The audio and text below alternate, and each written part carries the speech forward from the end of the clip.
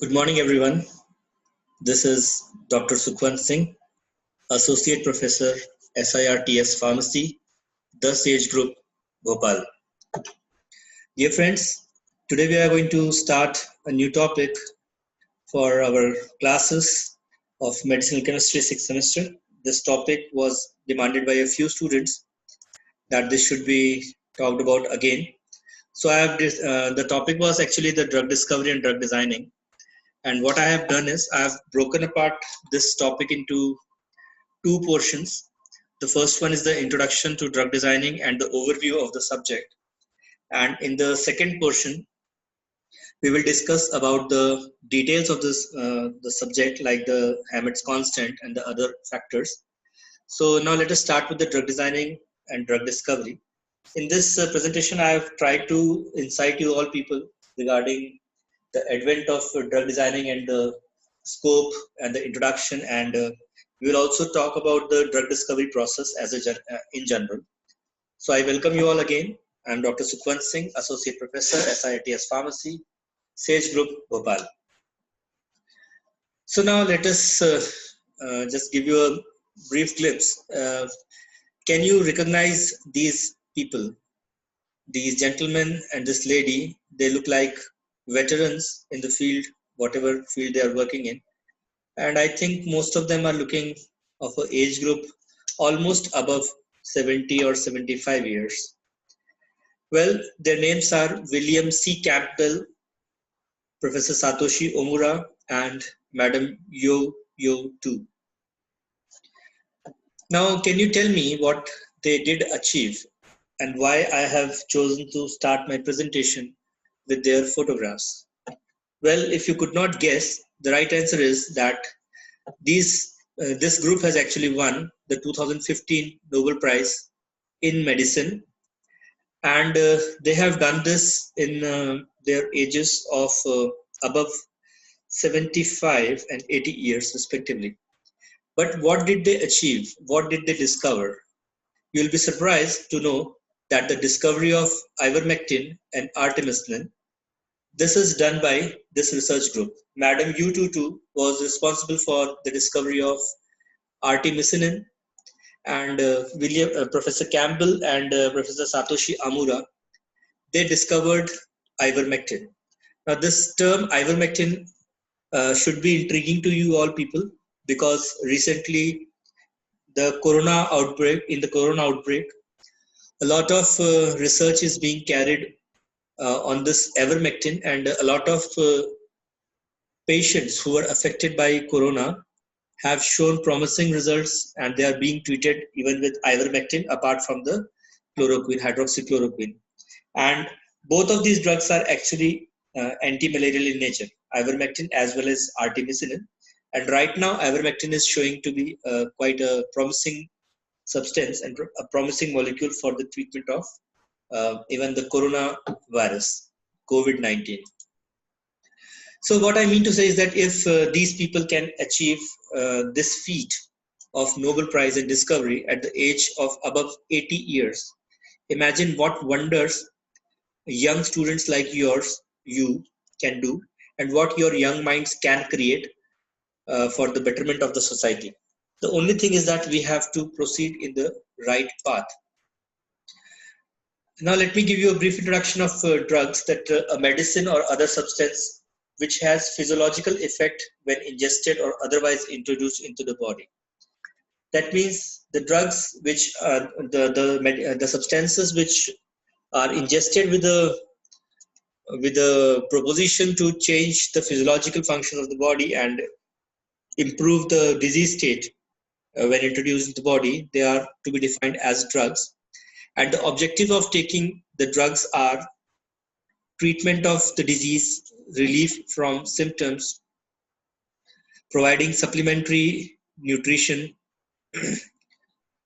and other purposes that could be achieved for taking these drugs. So the prime objective is, of course, to treat the disease and to seek relief from symptoms which have been seen in the body because of effect of any disease.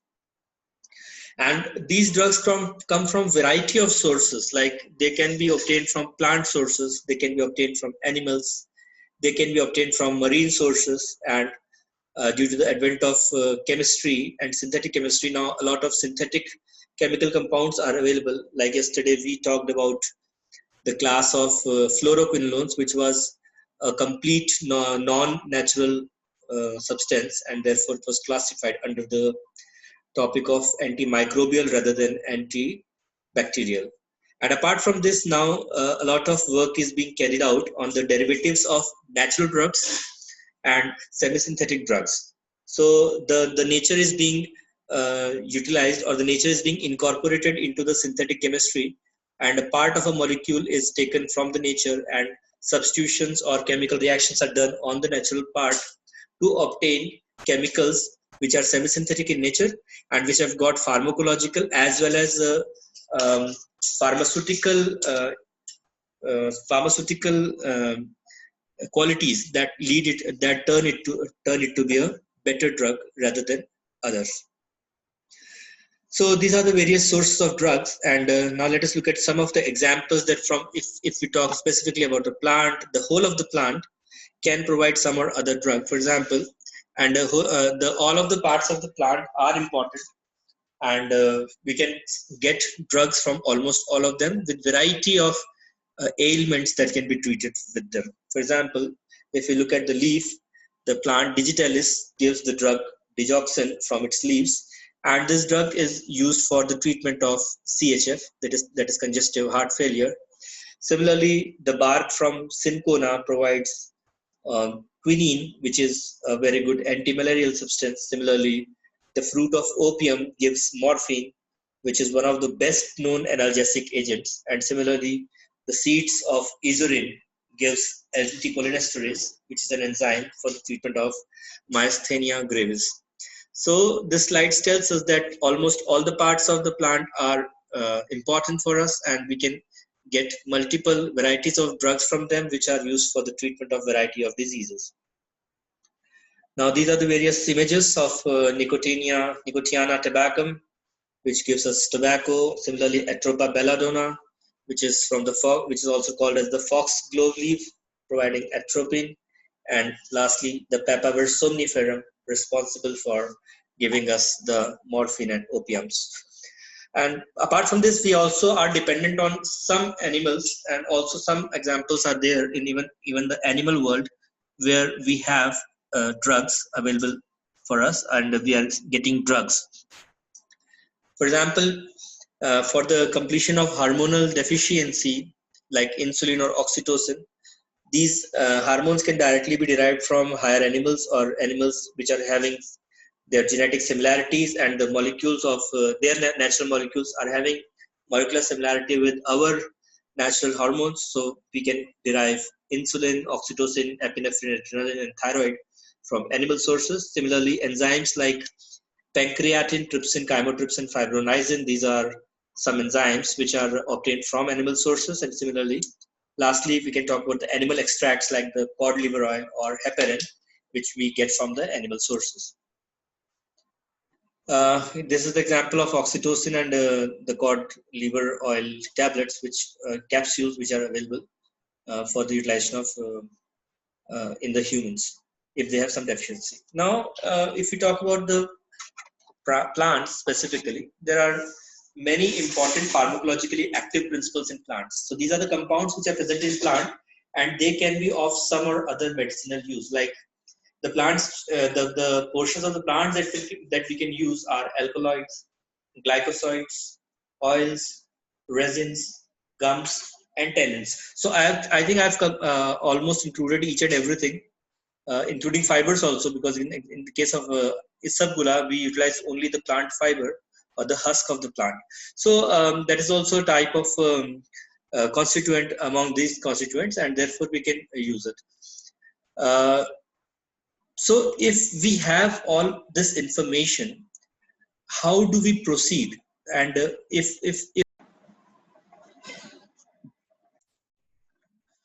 so how does a scientist or a student proceeds in the field of drug discovery on the basis of the knowledge that we have received so far. So let us talk. The first thing is the historical purview. In the past, most drugs that have been discovered either by identifying the active ingredients from the traditional remedies or by the serendipitous discovery. Needless to say, serendipity is accidental discovery, and almost earlier compounds that were known to humans due to the traditional folklore are because of the serendipitous discoveries. Examples of these drugs are penicillin, streptomycin, cisplatin, vinblastine, which are including anti-cancerous agents. So these were discovered serendipitously. Apart from that, we also had some traditional remedies, like for example, cinchona bark. It is known to the human for a very, very long time, and the origin is even undocumented. That for how long we have been using these compounds.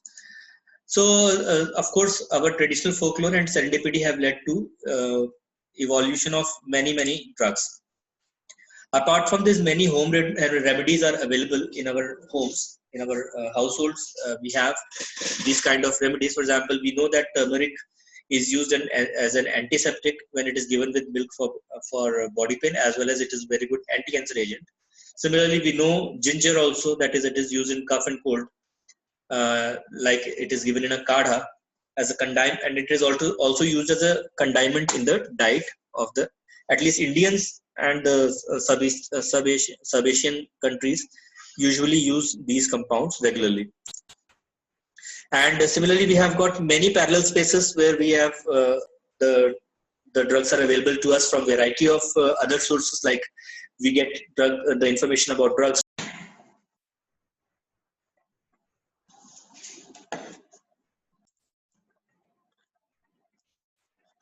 Similarly, we have got information from other systems of medicines, like Chinese system, like the Oriental system, and the naturopathy and other systems, of course. So we have got variety of systems, and if we look at the modern drug discovery process, the modern process is in three different phases. It can be differentiated into three phases.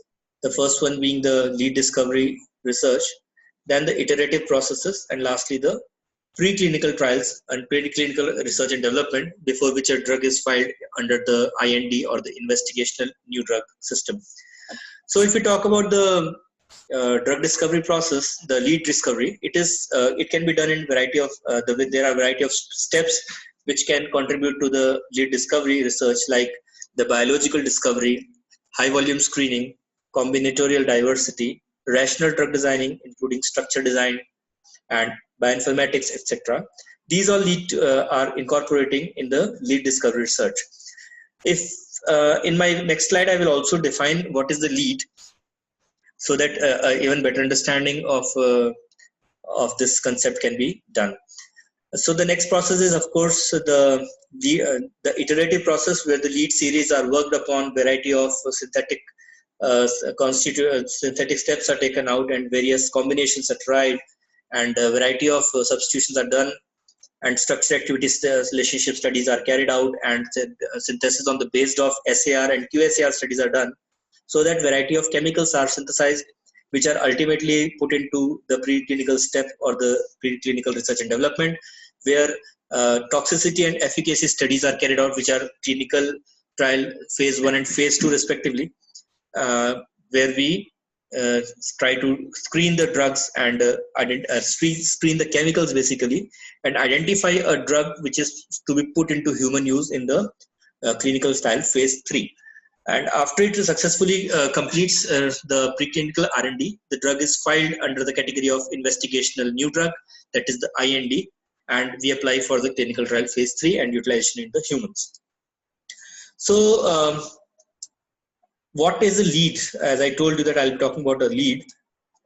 What is a lead? If you want to define lead, any species, a chemical species of course, a chemical structure or a ligand that is able to give a viable desired biological activity on a defined target, and it can be termed as a lead.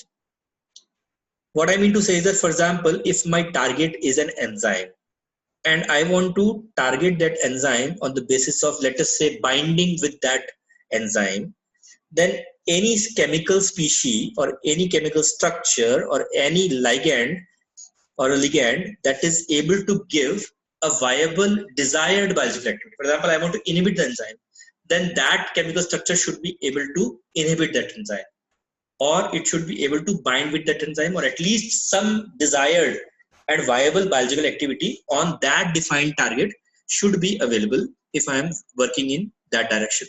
So if I am working in that direction, I get a clue that yes, this chemical structure is able to bind to this moiety, then that structure or that ligand will be termed as a lead. Or a lead can simply be termed as a molecule which is going to lead me in the right direction. So this is about the lead.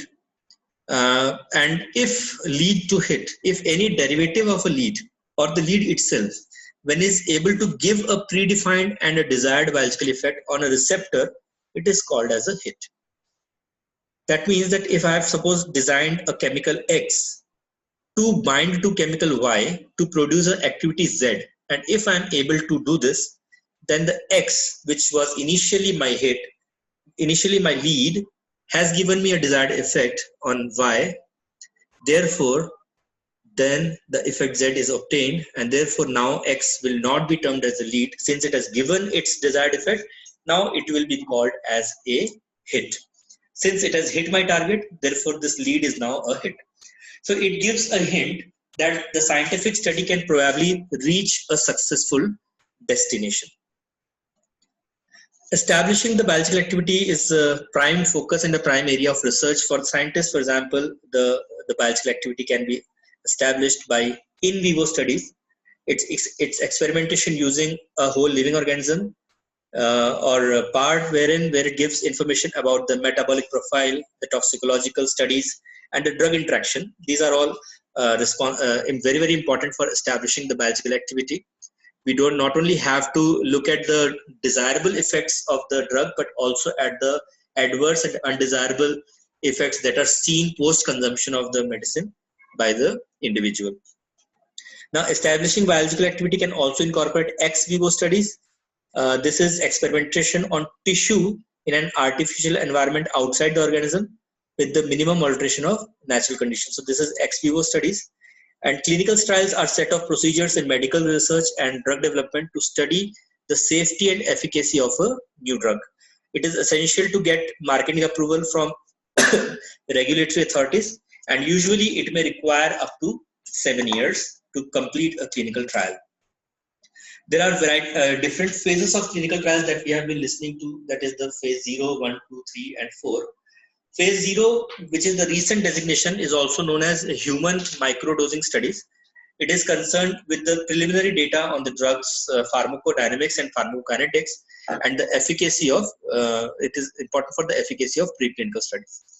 The phase 1, it is also concerned only with the human toxicity, tolerated dosage ranges, and pharmacology and pharmacodynamics. So clinical 1 is basically only only requires the data which is related to human toxicity, and it establishes whether the chemical or the drug under question or under trial is safe for human or not, whether it is toxic for human or not. The second one is concerned only with the efficacy, basically safety, efficacy, drug toxicity, and interaction studies, which are carried out on the molecules which are able to cross the phase 1 study successfully. Then the phase 3 is a very important phase, which is concerned with the safety, efficacy, comparison with other drugs, that is pharmacological, pharmacodynamical comparisons with other drugs, and finally the package insert, that is to be for the claims which are to be made for that particular drug. And this is where the drug is started on the humans. On the human trials, the drugs are started. And lastly, the phase 4, which is the post-marketing surveillance. This is done after the drug has already reached the end consumer, and later on safety studies are carried out. It is designed to detect any rare or long-term adverse effects of the drug in the public. And it also is related with the ADR, that is the adverse drug reaction monitoring, and pharmacovigilance studies, which establishes whether the molecule is going to be safe for a longer time or not. and whether it is safe or not. For example, recently, not recently, of course, about 10 years ago, a very popular molecule in India has been totally withdrawn from the European market, and the drug is nimesulide, which was considered to be a very safe non-steroidal anti-inflammatory drug. But it is, of course, still safe for the human race, which is genome which is present in India and the nearby races. But it is totally contraindicated and stopped for utilization in the European races. So now this is the summary of the whole drug discovery, development, and the timeline. Initially 6.5 years when you start the screening of over 10,000 compounds by your various sources, which can be the molecules from nature or synthetic molecules or semi-synthetic molecules. When we have already studying these molecules for over 10,000 compounds we have studied. This will lead us to about 200. Now this is all relative data. So about out of 10,000, only 250 compounds are able to come to the preclinical stages where they are incorporated in the preclinical studies. And finally, after 6.5 years, over about 6.5 years time, from the initial 10,000 compounds, only 5 compounds are able to reach the clinical trials.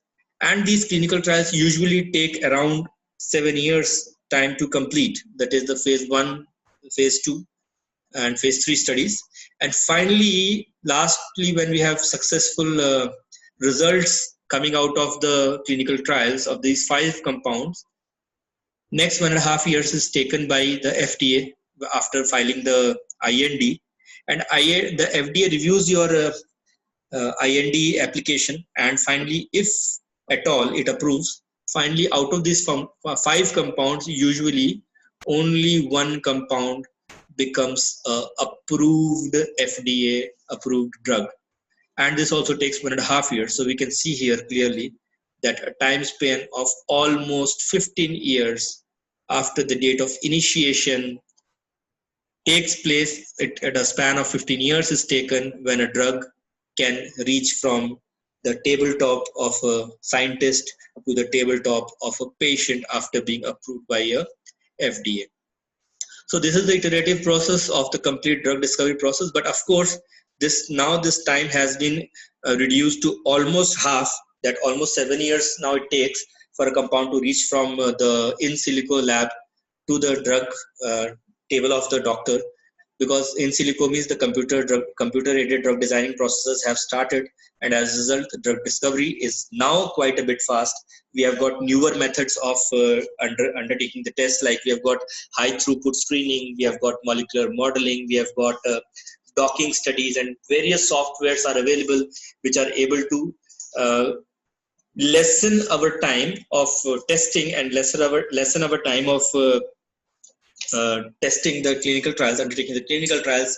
And biostatics and bioinformatics have led to ultimately decrease the time of drug discovery from 14 years to now almost 6.5 to 7 years is the time which is being taken by scientists, and sometimes even more successful drugs are carried out. For example, in the recent corona outbreak, a lot of walkovers have been given to a variety of pharmaceutical companies who have claimed that they are able to successfully treat. So in time of distress, definitely adverse steps are taken, and FDA has also gone out of hand and out of bounds. It has gone and given permission to many drugs to be tested directly on the humans that we have seen, and even China has tested a lot of molecules on humans before even being approved by the clinical trial authorities or whatever. So in desperate times, definitely desperate measures are taken, but this is the general iterative process.